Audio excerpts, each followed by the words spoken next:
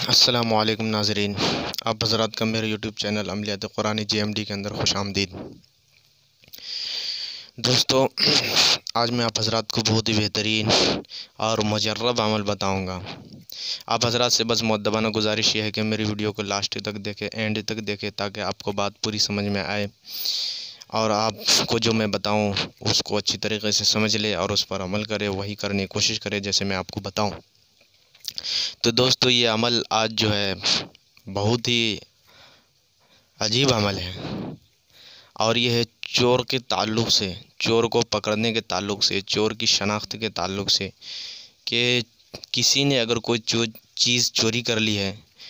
تو اب اس شخص کو کس طرح پکڑیں گے، اس کی شناخت کس طرح کریں گے، اس کی پہچان کس طرح کریں گے کہ یہی چور ہے اور اسی نے چوری کی اس چیز کو، اسی کے تعلق سے بہت ہی عجب عمل ہے، بہت ہی عجب۔ آپ بھی اگر چاہیں گے تو آرام سے کر سکتے ہیں، بس یہ ہے کہ میری اجازت کی ضرورت ہے آپ کو۔ آپ کے لیے بس اجازت کے لیے بعد میں بتا دیا جائے گا آخر ویڈیو میں۔ تو دوستو، میں آپ حضرات سے پہلی بات تو یہ گزارش کرنا چاہوں گا کہ میں عمل یہ جو بتا رہا ہوں، تو اگر کوئی چیز چوری ہو جائے تو کسی پر آپ خواہ شک نہیں کیجیے گا، شبہ نہیں کیجیے گا کہ اسی نے چوری کی ہے، اسی نے یہ کیا ہے۔ خواہ آپ جو اس کے اوپر شک نہیں کیجیے گا۔ اگر شک کریں گے، اگر برا گمان رکھیں گے، بدظن ہوں گے اس سے، تو آپ کو گناہ ملے گا، کیونکہ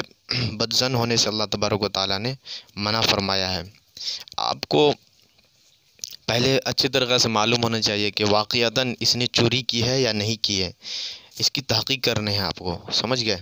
تحقیق کر کے اس کے بعد آپ اپنی شناخت کے لیے میں جو آپ کو عمل بتاؤں گا وہ بھی کر سکتے ہیں، لیکن خواہ آپ کسی کے اوپر شک نہیں کیجیے گا، یہ بہتر ہے۔ تو چلیے دوستو، میں آپ کو وہ عمل بتانے جا رہا ہوں، چور کو پکڑیں گے کس طرح، شناخت کس طرح کریں گے۔ تو اگر آپ کی کوئی چیز چوری ہو جائے، بہت ہی قیمتی چیز ہو، چھوٹی موٹی چیز کے لیے آپ ایسا نہیں کیجیے گا، بہت ہی قیمتی چیز ہو، اور اگر آپ کو کسی کے اوپر شک ہو تو اس کے لیے عمل کرنا ہے۔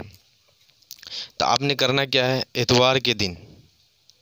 غور سے سنیے گا میں جو بتا رہا ہوں، آپ نے کرنا یہ ہے کہ اتوار کے دن کچے چاول لینا ہے، کچے چاول لینا، تھوڑا ایک مٹھی اتنا لینا ہے، اتنا سا کچے چاول کے اوپر آپ کو جو میں جو بتا رہا ہوں، جو آیت کا ٹکڑا، اس کو جو ہے آپ نے 7 مرتبہ پڑھنا ہے، اور وہ آیت یہ ہے فلولا اذا بلغت الحلقوم وانتم حینئذ تنظرون واذ قتلتم نفسا فادارأتم فیہا واللہ مخرج ما کنتم تکتمون۔ سمجھ گئے؟ ایک تو فلولا اذا بلغت الحلقوم وانتم حینئذ تنظرون، یہ ہے سورہ واقعہ کی ایک آیت کا ٹکڑا، اور وَإِذْ قَتَلْتُمْ نَفْسًا فَادَّارَأْتُمْ فِيهَا وَاللَّهُ مُخْرِجٌ مَا كُنتُمْ تَكْتُمُونَ، یہ پہلے پارے کی سورہ بقرہ کی آیت ہے، آپ دیکھ سکتے ہیں اس کو، میں جو بتا رہا ہوں اس کو یاد کر لیجیے گا۔ آپ نے جو